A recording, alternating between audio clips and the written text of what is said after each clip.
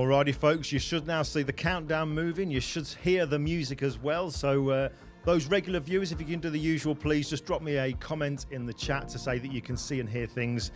Then, as I always say, that's one thing that's working, and that's one less stress thing, isn't it, to worry about. But I am so looking forward to this. Wait till you see the promo reel. Oh my God.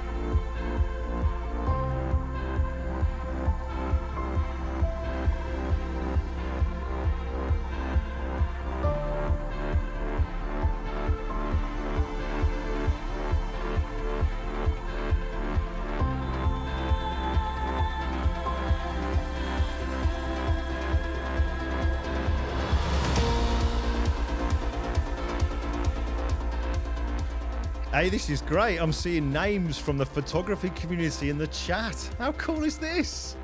Love it. Thanks for letting me know that everything's coming through fine. Folks, I am so looking forward to this. My friend Randy, who I've known for, God, it must be 15, 16 years. It's got to be that long. It must be. And all that time, he never told me about his photography. Oh my God. You honestly, wait till you see his promo.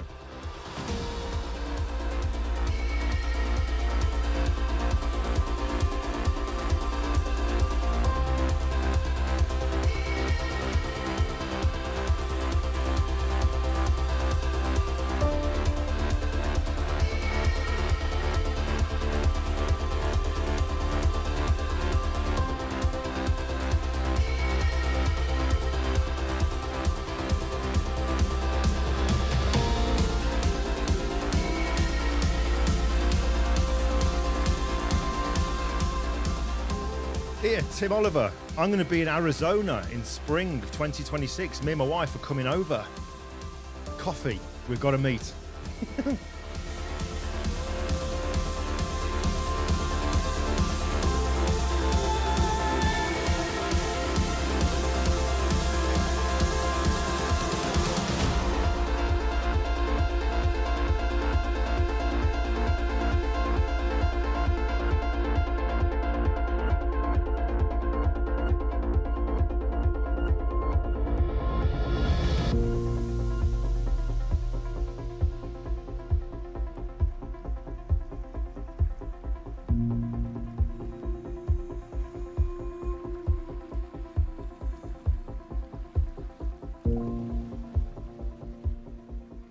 Have wheels will travel, Kirsty. I don't mind.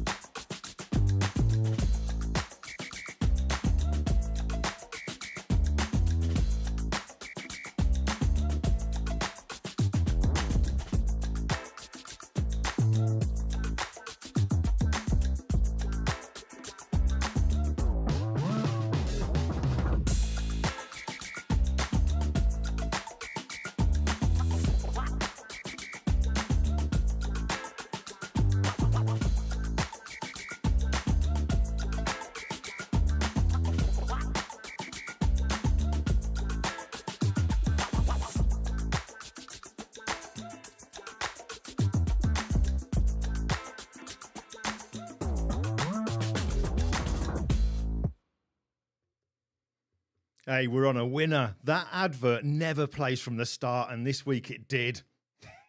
Hey, it's looking good. Folks, thank you so much for joining me for yet another week, another live broadcast with another fantastic guest. Genuinely, I can't wait to introduce Randy to you. For those who don't know him, by the end of this, you're going to really want to know him. His work's it is absolutely gorgeous. It really, really is. So I'm looking forward to that. I've got a great promo, but just a couple of things that I want to go through before we bring Randy in.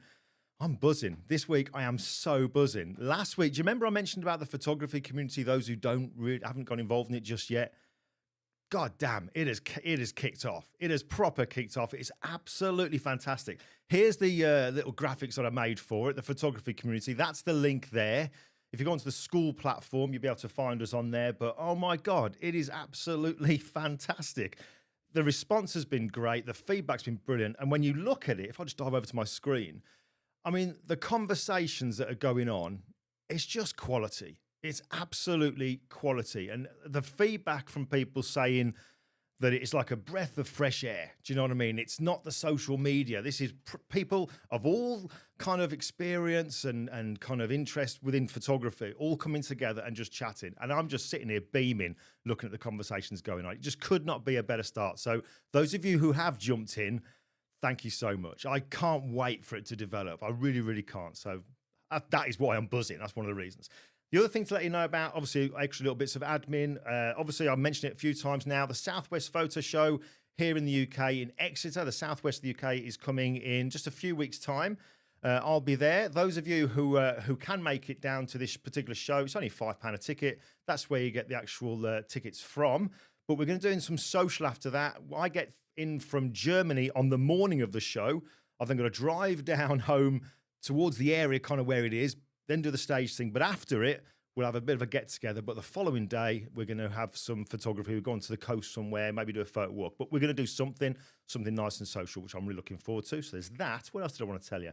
Oh yeah, I haven't brought it up here. I'm going to dive over to have I got it set up? I don't know if I've got it set up here. No, I haven't. I'll find it while we go through this. But there's a picture I took yesterday of a lady who's 100 years old. This lady called Iris Jeffries. It's a picture I've taken for the Veterans Project because there's something happening very soon with the 80th anniversary of VE Day, and the BBC are doing some stuff. So they asked me if I could get some more pictures, mainly to do with female veterans. And this lady I met yesterday, what a sweetheart. I'll dig the picture out for you in a bit, but what a sweetheart. And it felt great to be back in the saddle taking pictures of veterans again. So I'll bring that up towards the end because I don't want to delay much more now.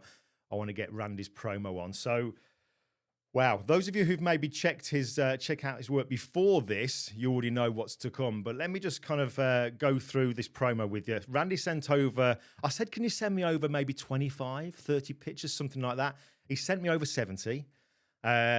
And you'll see why. I've had to use all of them. How could I possibly disregard some of them? It's like, what? But when you look at this, just sit, relax in your seat, just sit back and watch this. Because not only is it gorgeous work, take in mind what he's actually photographing. The technical challenges to get the images he's doing, mind-blowing. But it's beautiful. And the music, I know I've put this together myself, but just watching it, it's actually quite emotional. But we're looking at buildings to music, but it's quite emotional. You'll see what I mean. Sit back, relax, and watch this. This is the promo reel I've put together for my friend, Randy Van Duinen.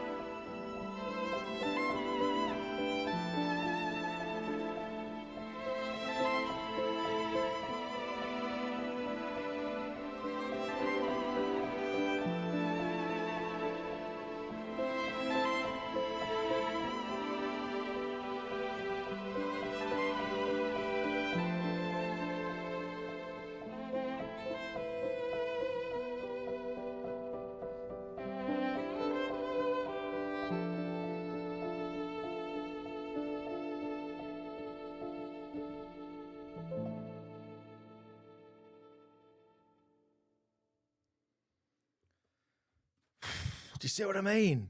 Wow, absolutely stunning. And for 15, 16 years or whatever it is, I've known this man. He never, ever showed me one of his pictures or never even mentioned it. Just incredible. Let me bring him in. I'm going to unmute his mic, which is pressing that button. So that's done. Here we go. Here he is. Randy, good to see you, mate. Man, that was incredible. Thank you, man. That was great. You know, we've talked about how putting something like this together with the music just does something, and it really does. Thank you. That was great to see. Just no, not at all. I don't know if you can see them on your screen just yet, mate, but the conversations going on in the chat room already about your images. I mean, it's just some amazing comments, just absolutely gorgeous straight away. I mean, was it Steve Healy here? My friend Steve Healy put, "I am in awe." I don't know why that keeps going small. Hold on, we've got to see Steve's comment really big. Here we go. There we go. I am in awe. Holy moly from Michael Bookman. We've got wow, so good. Lighting is just so great. Wow. Not so sure what else could be said that would do it justice. Epic. It goes on and on and on. It's just, and I'm not surprised, mate. I'm not surprised. You never told me about this. You never mentioned your photography. I think I did once, because I was doing a composite and I sent you something or showed you something because I wanted your opinion on that. But the architectural stuff, probably not. I mean, you were the presenters there. I was just there working with Kelby at the time. You know, I mean, that was just a freelance thing I did once a year or twice a year with them. Otherwise, I was, you know, an architectural photographer and doing all that sort of stuff. When I got your images through, when you sent them, I was literally straight away made me think about the times when we would work together on the conferences. You know what I mean? And then, and I sort of sat there thinking, God, I feel such a hack. Because you were the guy. I mean, mate, they were great events. You're walking in and you'd have a room and it'd be full. There'd be, you know, several hundred people in a room and you've got the stage bit and I'd walk on and you'd be looking after me and say, right, there's your microphone, Glyn, let's set your computer up and what have you. And then you'd introduce me and all that kind of stuff, which was wonderful. You just made the system run really, really well. And then I see your images. I'm thinking, that guy was looking after me while I'm honestly, mate, just beautiful stuff. Really, really lovely. I've been sat here for the last couple of days just looking at your promo. Well, you know, one of the greatest things about that was to be around you guys. I mean, to be around people like you, Jim DeVital, Scott, all those people. You know, I learned so. I mean, truth of the matter, they paid me to go there and learn. You know, they hired me to come in through the week and do that for you guys. But my job was mostly sit in the class and listen to you guys and make sure everything went great. So I absorbed so much from you guys, you know, when we did that, you and all the other people, that Tim Wallace and everything else. It was a great gig to have. I mean, it was good times, really good times, and all the socials. And we won't talk about the, well, you could do the dance offs that you and I always used to do in the evenings. Yeah, folks, he's got the moves. He really has got the moves. I was actually told by the person that was in charge of it, Julie, she goes, Randy, if you don't get the dancing started, we won't invite you back next year. So I was required. Brilliant. All right, well, listen, I mean, I said to you before we got started that I have never done 2 pages of crib notes for somebody that I want to make sure that there's things I ask you, because I've just gone through things. I'm thinking, how would you do that? What would you think when you do that? And all that kind of stuff. But before we get into that, I want to just kind of give, because I don't know this, I want to know a quick potted history, if you can, to say, look, you know, how did you end up being the photographer that you are today? Where did that all begin? And are you able to give us like a potted history? Yeah, I can. Back in high school, between my junior and senior year, my brother picked up our grandfather's Argus camera. And so him and I started playing around with it. And I thought at that point I was going to be an architect. That's what I was thinking. And then we started playing with that. And then by the end of that time, I was like, no, I'm going to be a photographer. And, you know, started going to college, then took a little time off and traveled cross country in a VW bus out to Southern California in the early 80s. But basically I got I went back to college, got my degree, and started working in a furniture studio where we built big sets. And I really learned, you know, formal lighting for, you know, lighting a big room and everything else, and also just the business of photography. And then went out to California, worked with an architectural photographer as his studio manager for about 4 years, and then up in San Francisco started my own business for 6 before moving to Florida for 20 years where I had my own business. Yeah. Wow. And now my wife, you know, you get one of those things where your wife goes, "We need to have a talk." Well, she gave me one of those and said, "I want to move back close to family." And I go, "In Michigan, where it's cold. Do you see this outside?" You know, and she's like, you know, but she, you know, once your wife says that, I'm like, okay, let me grab a bottle of wine, sat in the pool for a week, and then finally said, okay. So now I'm up in Michigan. Yes. Wow. God, there you go. Blimey. Okay. Well, that's none of that did I know until this point. So that's really fascinating. But when it comes to the photography, then obviously you sent me a number of folders over, well, 3 folders of different kinds of images. There was architecture, landscape, and travel. Now, of all the genres that we have available to us in photography, of which there are so many, why those 3? What is it that draws you to architecture? What is it that draws you to landscape and travel? What is it about those that makes you choose that as opposed to something else? Well, I like I said, I think, you know, I've always been intrigued with design and architecture. And basically when I started, you know, photographing things, I found out I just kept photographing architecture. It was just something that just intrigued me, you know, how people build all this stuff. And I lived in an inner city, so had historical areas, not like in Europe, but, you know, here in the States. And then, so it's always intrigued me, and it just where I went. I mean, I also, you know, love doing landscape. I mean, I thought I was going to be the next Ansel Adams for a while, and I do enjoy doing landscape photography, but, you know, really doing the travel and the architecture is what I really love doing. I love seeing new spaces. I love the history of it. It's everything I do with it is a challenge. It's almost like hunting. I'm up there. What can I do to get the best angle to show the space? I mean, most people are not going to see a lot of these things. So what can I do to capture it so it really gives the feeling of that building? Or if it's for a client, I'm working for them trying to tell their story. They normally have some sort of design challenges or something they want to say. And part of my conversation is, you know, before we start, what is it that you want to show, or what can we do? And then my challenge is to portray that story, that, you know, feeling to everyone else, the way the architect is thinking about it. Cool. All right. Well, I'm going to bring up the architecture side of things as well, because first of all, then, because I've got a number of things I want to ask you about here, technicals and what you're thinking about. But interesting, there's the question coming first of all from Anthony Crothers here. He's put, Randy, so what's your secret to capturing the images without people in them? Patience and multiple exposures. Oh, there you go. Well, that answers yeah. one I mean, of my questions. really. I mean, I'll tell you a story. When I was in England, this is a big thing. If you can do this, you'll get a lot of things. I was in the Natural History Museum, and I wanted to get a picture of it going down, you know, shooting the whale. But there's just tons of people there, and I'm up there close to closing, and all of a sudden you get the thing. We're going to close in 15 minutes. The security guard comes up and looks at me. He goes, "You want a picture without people in it?" And I go, "Yes." And I started just joking around and got him laughing. And because of that, all of a sudden he says, "Okay, everyone, it's time to go. You got to start heading down now." And he looked at me and goes, "You have 5 minutes." Oh, wow. So if you can get people to laugh, to, you know, joke around with them, be more personable, they're saying, you know, you can trap more flies with honey, is true. I mean, you know, if you get them laughing, and, you know, I've gotten into many places just by doing that, or been able to stay longer, or stay just that couple of minutes when everyone's left so I can get a shot. And also a lot of it's planning. You know, if you go out early in the morning, all the tourists are in bed or having their coffee while you're out shooting. I mean, that's probably the best time to shoot.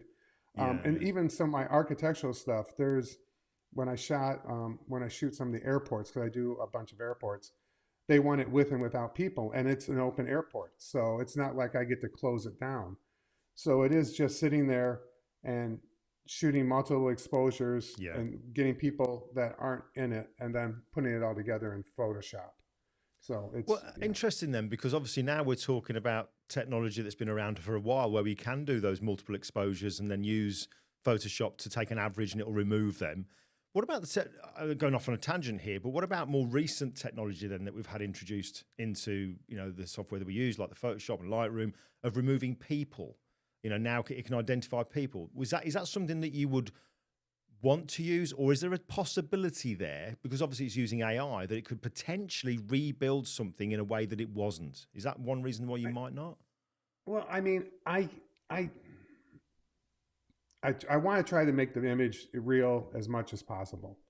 Especially, I do enter competitions with AI. There's still this gray zone of what can and what cannot be done.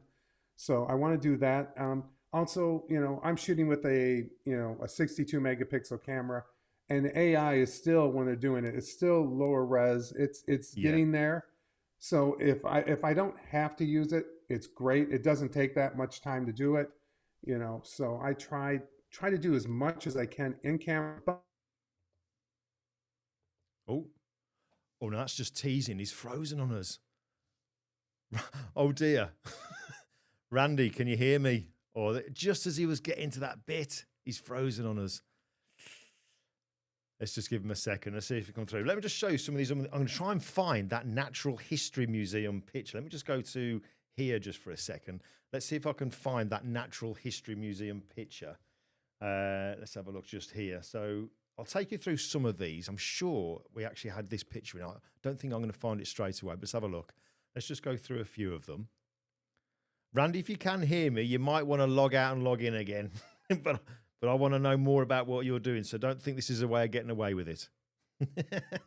And Tim, you're right. You've got to love live. You've got to love live. Here we go. There we go. Let's have a look. I can't find it. Where is it? It's going to be here somewhere. I will find that picture that Randy's on about, where he's talking about the Natural History Museum. Oh, he has gone. He's gone. So any second now, he will return.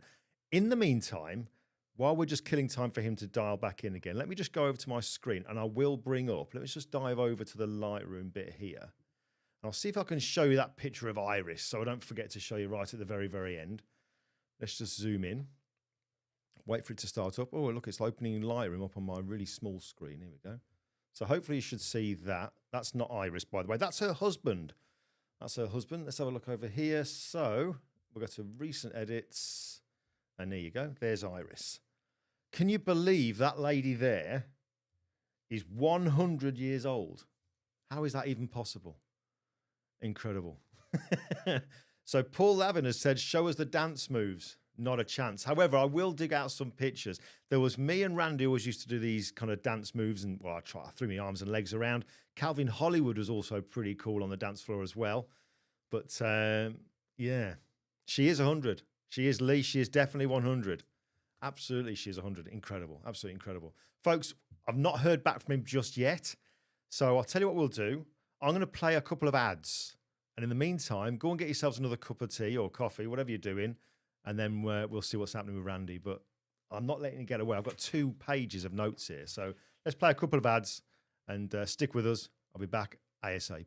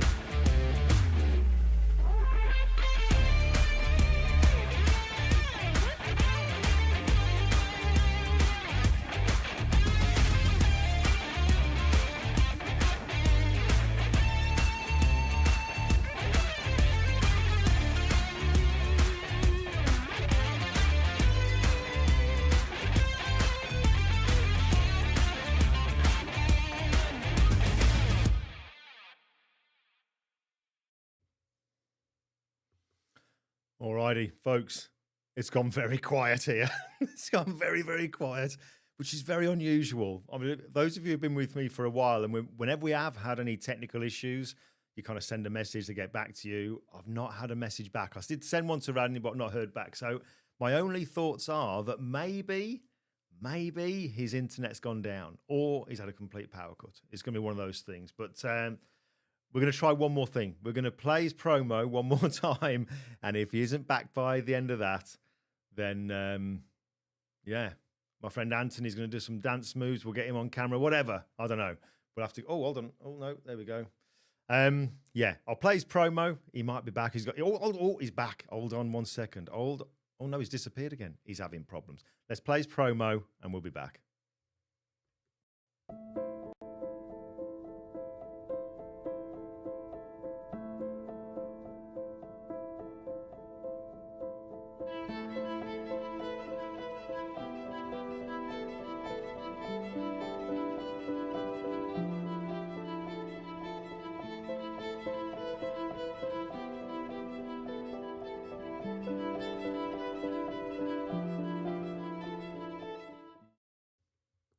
Right, he's in the green room. Let's see if I can bring him in.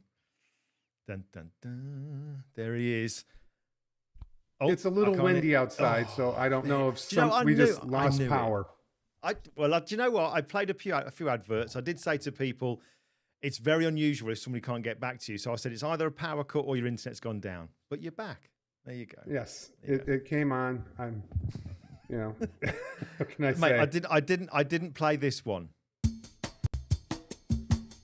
So we're good. Don't worry about it. All right. Let's just get straight back to it. Okay. So we were talking about the architectural photography. All right. So if I go through some of these images here. So we've got these kind of ones here, right? These images here.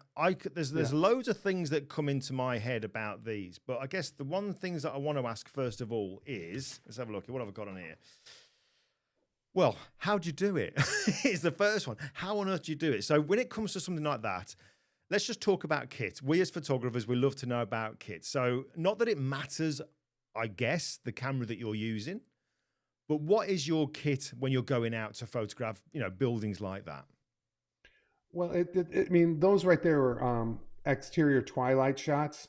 So really, I'm probably either doing something in HDR or just available light, but I'll do multiple exposures. So, I have some brighter ones, some darker ones, and I kind of just put them together, and not necessarily in HDR, but put them in and bring out lighter exposures for inside, maybe darker for different areas. So I'll kind of blend a bunch of them. Interior is a different thing. I used to bring tons and tons of strobes, and now I bring a couple strobes that I light paint with. The technology has just changed it. It used to be I had to have a van of equipment. I can actually photograph a lot of places now with about 3 cases of stuff. All right, so take us through the process then. Let's say now then that you're going to go and photograph this particular building here, right? Let's say this is what you're doing. When you're approaching this building, I mean, first of all, are you using anything in particular to help with distortion, perspective, and things like that? What's things like I mean, we don't normally ask things like settings, but what would your kind of go-to settings for photographing a building be? Well, for me, first of all, I'm going to be using tilt shift lenses. Okay. Wow, okay.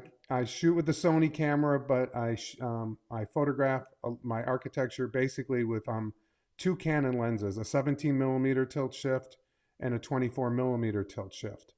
That allows me to get the perspective correct in the camera. So I'm trying to do that, first and foremost there. Then I can tweak it in Photoshop afterwards.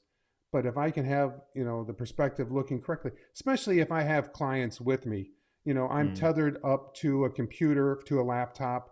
So the clients are looking at the images. If everything's kind of wonky, they're kind of looking at it going, what's going to happen here? Instead of explaining it, if I'm using a tilt shift lens, the perspective is correct and they're looking at it, and, we can make the judgments that we need to make together on what needs to be corrected. Mm-hmm. And �ခြ𝐞 has put in the chat here. He's put. You mentioned HDR. So are you talking about doing multiple exposures that you blend together? The kind of way that I remember years ago. I think it was maybe Ben Wilmore that made everybody aware of it all those years ago. So is that the kind of thing that you're kind of doing with these images? I not as much as I used to. That one of the convention centers showing, that was an earlier one. That's HDR. But the other ones are pretty much, that one right there is a straight print. I light painted, part of the building up a little bit, but it's not HDR. So I'm not using HDR nearly as much as I was. Dream cases. I was just photographing a place down in Tampa that I had to light paint. Well, I did an HDR and I blended the light painting and that together to give it a natural look. So it really depends on the space, what it needs. I mean, a lot of these buildings are done by the architects. There's lighting architects and stuff. So they go ahead and figure out the lighting for these buildings pretty much, and they really want that to be seen. So I have to be careful how much I add to them. I got to make sure everything can be seen.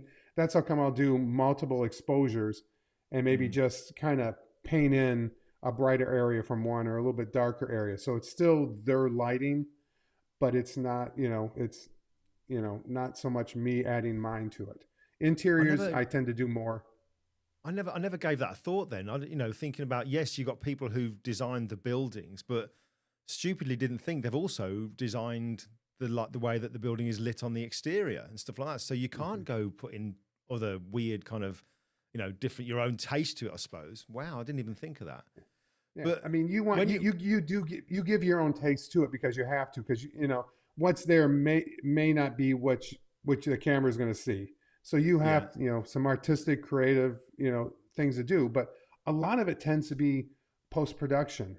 A lot of it tends to be playing around in Photoshop and bringing up layers. I love curve layers in Photoshop. It really lets me to relight an image. Just I can kind of burn and dodge and burn using curves and bring things up. And the camera ranges now. I mean, the dynamic ranges in these cameras are fantastic. Yeah, that's how come I don't use HDR nearly as much as I used to, because the cameras have become so good in that way. I mean, I think the camera that I'm using has 14 stops. That's crazy, isn't it? Crazy. Yeah. So it's going to catch most things, and that's how come. But I still, whenever I'm at a job, or I shoot multiple exposures, and even when I travel, I have people go, "Well, do you do how many exposures do you do when you're traveling and stuff?" I go, the farther away I am from home, the more exposures I do, because I'm not getting back here very soon. Yeah. So, it's, I got big cards and I have hard drives and they can go on them and everything else. So I'll shoot more, the farther I'm away from home. Well, there was one build, I know when we were talking a couple of days ago, and I said, there was one building where there's like this green foliage around the outside, like frames it, and then you got the building kind of there and the water. And now you said that was somebody's house that we know. Yes, it is. Am I right? It's this one here. Is this one you're on about? Yeah, that's the one. That's our friend Ben's house. Yes, that's it. Yeah, Ben's house. Okay. So you said this one was, you used light painting on that. Is that what you said? Yes, I ended up light painting that. That's probably about 17 images blended together. Wow. It's me getting one exposure just for the sky, and a general for, just all the foliage. And then another exposure that's just for the lights inside. And then it's me taking basically a 5 million candle flashlight and walking around and lighting different parts of it, off camera, nothing from the camera. If you light it from the camera, it looks really flat. So I'm off to the sides either way, or walking up like the bamboo that you see on the left side of the image. Yeah. I went up there and just lit up from underneath it to give it look like an uplight going onto it. So, and then lit up the porch on the sides and stuff like that, so it wasn't too dark. And then went ahead and just basically blend them together using some blend modes. Lighting blend mode works great because, you know, it's only going to bring in what's lighter, so that's what you're light painting. And then just mask to mask out what you don't want. So, but it, you know, you trying to get this image in one shot, the windows would be blown out, or it'd be too dark, it'd be too early. So being able to light paint something, especially an exterior like this, just gives me so many more options. Absolutely, yeah. Now, it's something that I've never done. In fact, the only time I've ever done any even kind of hint of light painting was on a physique.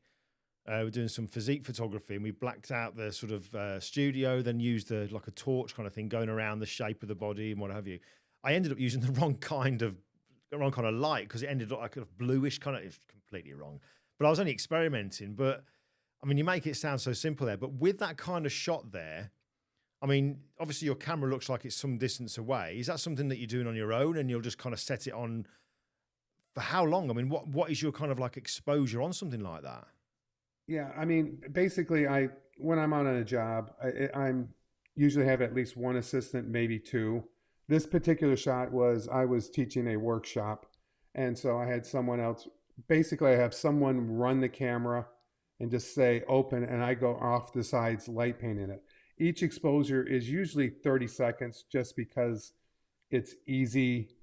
You know, everybody's camera has 30 seconds, so, and that's enough to light paint an area up.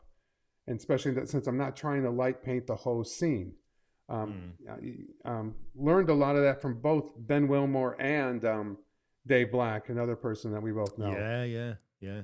And but you know, it's just basically thinking about what's important there. You know, what things do you want to light up? What's going to make this a better shot? You know, if I didn't do that, all that green around would just be going black. Yeah. So, you know, but I don't want it too, you know, I don't want it too bright, you know, but I want things brought in there. I want people to see the interest, the detail. You know, people have said that when they look at my photography, they go, your photography's clean, is very clean. And part of that, I think, is getting the detail and taking distractions out, whether it's, you know, arranging things before we take the shot, or in post-production, removing the things. If you look at some of my interior shots, you probably won't see many plugs or light switches or the little fire, you know, things in the ceiling. Yeah. I take all those things out so they're cleaner, so that you're looking at the architecture instead of all these little spots and stuff, distractions all around. Yeah, absolutely. Yeah. There's a couple of questions coming about the architecture stuff here. And yeah, definitely one that I'm interested to know the answer to, because I got it wrong when I tried it, as I said. So Jason has put, interesting, are there flashlights that give a color correct light for light painting? So is there anything in particular, I guess, that when you're looking to get a light to use in light painting, is there anything specific about that light that it has to be to work for this?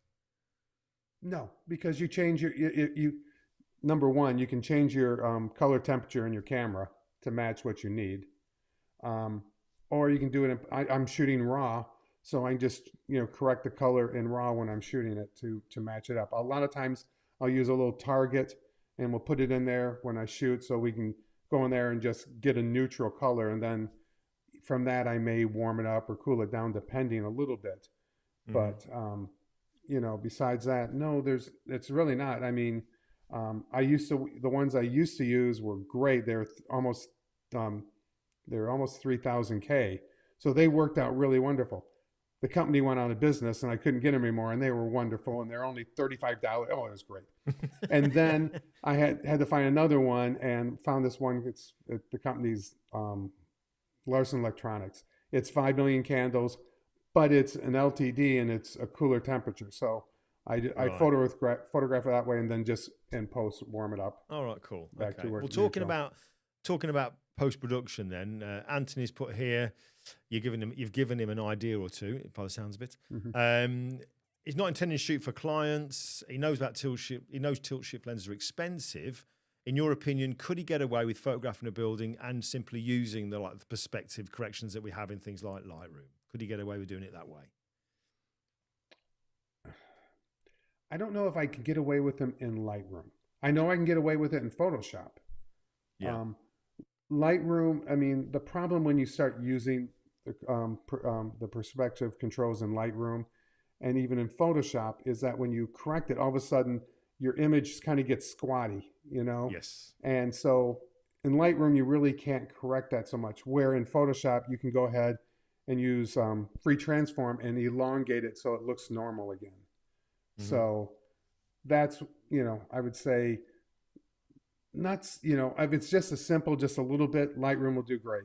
But if it's having to do anything that's, you know, really has some correction, you probably need to do it in Photoshop. Yeah, fair enough. Okay, fair enough. Yeah. All right. Well, the one thing I do want to talk about, obviously the architecture. But I was intrigued to see how you did it. What was your process? And now I kind of got that. But it's the interiors. These interiors, and you put it into your travel folder. And I'm going to bring some of these images up here because this is like, it's like seriously. I mean, look at this one here. I mean, what is going? It's just incredible stuff. So I want to know. Well, is that the Natural History Museum? Is that what you're on about? Yeah, that's natural. Oh, that's the one I was telling the story about. Yeah. There you go. All right. So when it comes to these kind of shots, then first of all, I want to know, these are places that are all over the world. How are you finding out about these places? Is there like a group of you that do interiors that you go, you need to go here, let's go there, or what? Well, how do you know about them? Well, before I go on any trip like that, I just start researching, you know, and I use, was it Location Scout? That's one place. Just Google images, you know, type something in. A lot of the places, our friend Scott Kelby has done a lot, and he tells you exactly where to go, which is wonderful. But I just start researching and looking for things and planning it out. And some of these places, like that image right there, I had to really plan that one out because normally they have two doors that you can look through and you photograph it. But I wanted to get inside and photograph it. So it took me writing to this particular place in Prague 3 or 4 different times. And finally, the executive director gave me permission to go in there and shoot for 1 hour. So I was able to get into this library and photograph some of this great places. And again, I shot HDR. That's not an HDR image, but I went ahead and used different exposures for the ceiling than I did for, you know, the library itself to get everything working together, you know, and I just kind of paint in the dark, you know, where I need it and everything else. So, but it's a lot of research. I actually kind of enjoy it, you know, trying to figure out these things. Before I go to a place, I have a PDF that's in Google Maps so that I can get to all these places. And I have my A shots and I have a B shot list. If I'm not going to be able to do something, I have a B list that maybe I can go and do that one. If something's, you know, being under construction or has scaffolding or is closed. You know, there's some one shots of some interiors in Prague where it was just raining. There was no way I could shoot at night. I just got on the subway and went ahead and started photographing different subway stations. You know, it's running around with a 17 millimeter tilt shift lens and getting off at different ones that looked interesting. And I got like about 9 shots like this on a rainy night that I wasn't going to get anything. And I love the shots. And you know,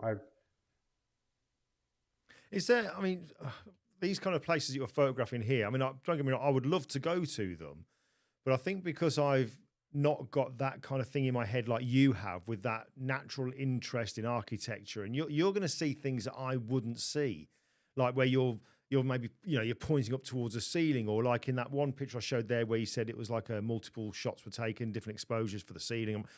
I maybe wouldn't know where's going to be the best position to sort of get into for this. What kind of things, when you go into a location, particularly an interior, what is it that is there like a primary thing that you think, right, I need to make sure this? Is like a routine that you go through to make sure that you get the shot? Is there anything in particular that you look for example? I mean, I tell people when I teach classes or workshops, I feel like a dunce because I'm always in the corner. Okay. Oh, right. It really does. I mean, a lot of places I'm standing in a corner because it gives the room more dimension, you know, it gives it more scale. And but you get a shot like this that are symmetrical. Symmetrical shots are so powerful that if I can get one, I'm going to take it. They're the ones a lot of people look at and just go, wow.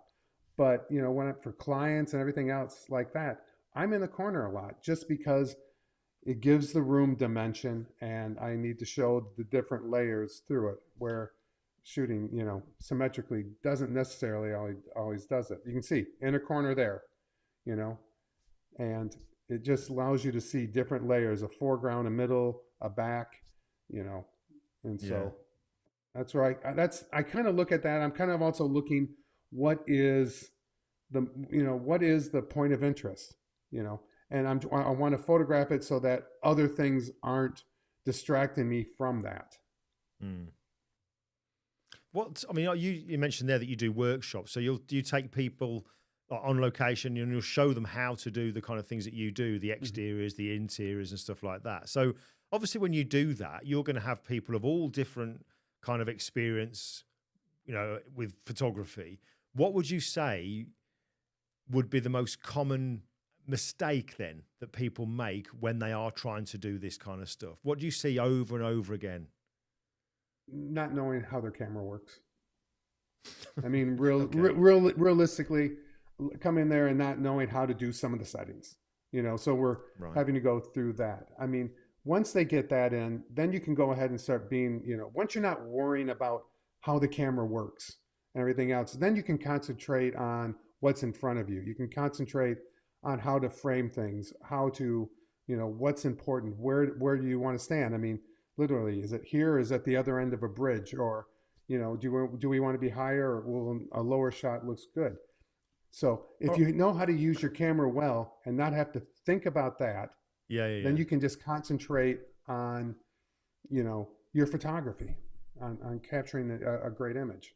All right. So you mentioned knowing your camera, knowing what settings and stuff like that. So what are the things, because cameras nowadays, there is so much packed into them.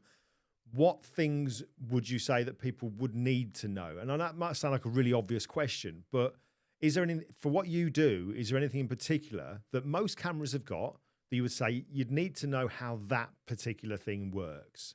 So what is it that you generally show people? Basically, I want to make sure they know how to do multiple exposures. With everything I do, that's probably knowing how to do that. And you'd think everyone does, but they don't. I mean, a lot of people don't do this type of photography all the time. So knowing how to, do a multiple exposure is one of the biggest things. Knowing, being able to shoot in manual mode, when you're shooting a twilight shot or something like this, you don't really want to be in aperture priority or anything like that. You want to be in manual so you have a little bit more control. Even if you're doing multiple exposures, you're controlling where it's starting, where it's ending. So knowing how to those sort of things, being able to, look at a histogram on the back of your camera and just kind of get an idea. They're not perfect, but you want to be able to just see a little bit, to understand, okay, yeah, I'm really off here. I need to come down. Again, our cameras do great jobs now. I mean, it's great, but knowing some of those things right there just helps. Knowing how to use a cable release or a timer. It's not, complicated stuff, but it's still, you want to be able to get around it and be able to use it pretty well. Sure, absolutely, yeah. Understandably, there's questions coming in here. Actually, one here, Andy H has put, I found DxO Viewpoint to be the best for perspective correction on buildings. Never heard of that. I've heard of DxO, but not Viewpoint. Interesting. Okay, it's always good to know extra things. Lee Churchill has put, what one building, you nicked it, I got this one. What one building is on your bucket list? Well, I am going, my wife and I are going to Budapest in the fall, and there's, the Parliament in Budapest. It's on my bucket list to want to shoot. There's a bunch of libraries. I love shooting libraries. It's so whenever I go someplace, I try to find out about them and see if I can get in them. I just got 2 years now, went to Prague and was able to photograph a couple of. I got into one library where they don't even let you take cell phone pictures. So Wow. anytime I can do that, I I will. I love photographing, in churches. I mean, as you can see right here, I kind of did a series recently on Instagram of just I called it "Look Up," and it's just me pointing my camera up in places like this and shooting. Gorgeous. Now, there's an obvious question here because now I'm looking at these kind of interiors. These are places that, ordinarily wouldn't allow tripods, I'm guessing. So we've got Paul Rafferty has put here, are there many restrictions about using tripods then in certain interior locations? Good question. Oh, everywhere, everywhere, everywhere. I mean, I don't know. I can say any different. Everywhere they got the tripod police that will tackle you. Yeah. A lot of those things that you're looking are handheld. I'm shooting at ISO 3200, wide open. And I get questions, well, you're shooting wide open. How is everything, in focus? It's a wide lens, if I'm, at f2.8, it's not going to matter if they're so far away, it's in focus. But, it's just, you ask permission where you can. I mean, if it's something I really want, I'll try to contact people beforehand and see if I can get permission to go in with my tripod. I use a platypod a lot of times. I was just going to say, do you compromise and have other kit that maybe you would use in place so it's not so kind of obvious what you're doing maybe? Yeah, there's a lot of times where I'll just a platypod, and it seems they don't seem to mind that. I think they worry about the tripods, just they don't want people to trip over it. They think it's yeah. All right. So, but so I use it where I can. Usually.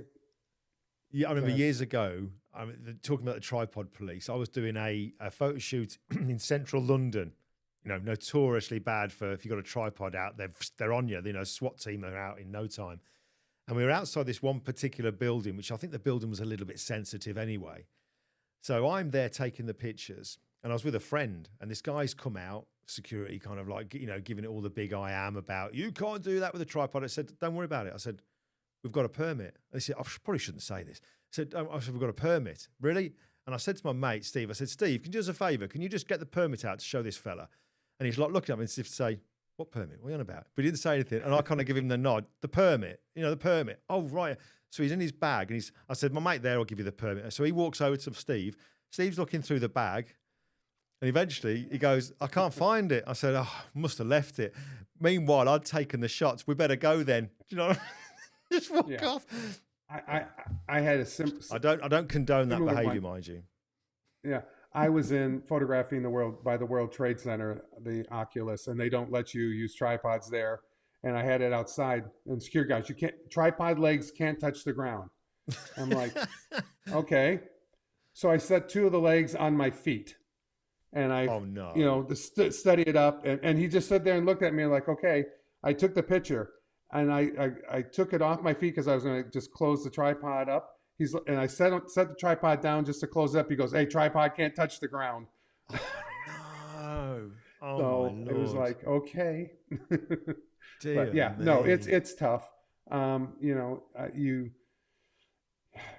you're doing outside and exteriors, you don't have that much of a problem normally, but interiors, unless you have permission or they're friendly, you talk to them. Again, if you can get them laughing or joking a little bit and smiling, you can get away with a lot more than you can. Absolutely, yeah. It's no matter what genre of photography you're in, it just seems that, the one thing that we all need is people skills, because it can really get us. I mean, there were in the and this isn't he's frozen in the photography. Look at that for us. I'm going to take a screen grab of that. Hold on 1 second. Let's take a screen grab of that. I can use that in the future. There we go. Got a screen grab of it. I was just going to say that I did. There was a building that and this isn't a shameless plug, but in the photography community, there was a. I forget who it was who asked about.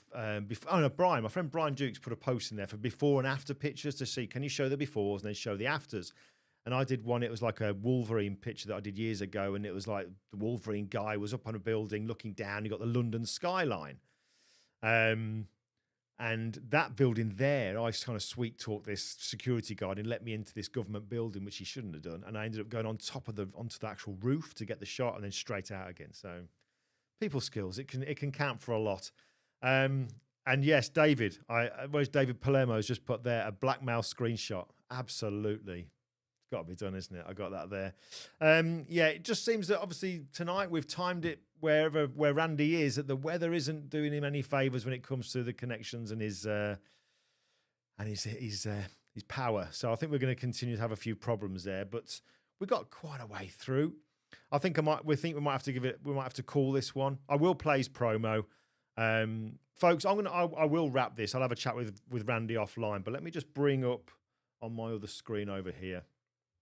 Let's just do this here. So again, I'm going to mention about press this button, mention about the photography community, where it isn't power and, you don't have to be live for it to work and whatever. You can just sit at home and be on your own computer and let it do. You don't have to worry about speaking to people face to face and the internet going down. But it is it's doing really well. I'm absolutely loving it. The group of people that are in there at the moment are making it everything that I kind of wanted it to be. Really friendly.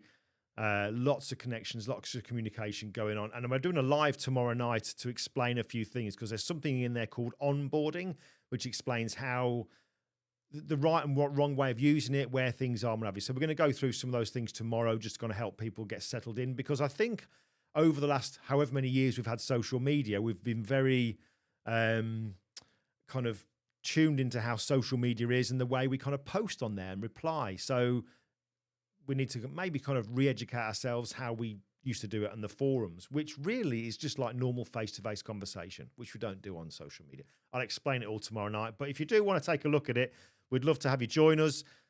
So long as you're not looking to just post images and get likes. There's more to it than that. This is all about, the priority for this is all about making connections, hanging out, learning from each other and all that kind of stuff. There are times when we can obviously share images. It's a photography thing, but you got to kind of think that you wouldn't just walk up to somebody and shove a picture in their face. That's not the way you start a conversation. But I'm going to play. Guys are asking in here about getting Randy back. Let's have a look here. So Anthony's just said, please get Randy back. Definitely will do that. Anthony definitely will do that, because he's got so much to share that I don't want to miss out on this. And he's a top fella.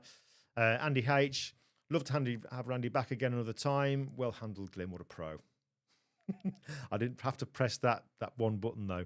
But yeah, we'll definitely get him on. The Zoom, hope the Zoom goes well tomorrow. It will. It definitely will. We're not saying that. We've always got this button. But no, everything will be fine. Listen, I'm going to play Randy's, I'll play his promo. I might have to edit this one so we get the bits that we didn't see him in. So this one won't have the live chatting. So when you see the recording go up, it won't have that, but just bear that in mind. The rest of it, I'll definitely put in, and I'll do a blog post as well with his links, but we will get him back on to kind of go through some stuff. In the meantime, whack over some questions. If you've got things, you've seen the kind of stuff that Randy does, think of some questions, send them over so we can get him in and we can go straight with those. But yeah, let's play Randy's thing. Folks, thank you so much for sticking with me. Those of you in the photography community, thank you so much for making it what it is. I am so happy. As you can probably tell, I was a little bit buzzy right at the very start. I'm going to dive back in there now, actually, because I saw a message coming from Calvin. It looked pretty promising to do with the community. Folks, love you and leave you. I'll see you next week, actually. Next week, we've got this guy who actually is one of the guys in the group, Gary McIntyre. My God, you wait till you see his compositing. Unbelievable. Really, really cool stuff. He's in the group. He'll be with us next week to talk us through his process for landscape photography, but also his compositing. Amazing. Really, really cool stuff. So we'll go through that. Folks, I will see you next week. Same time, same place, 7 p.m. UK. Not weather dependent. I'll catch you later on. Let's play Randy's promo.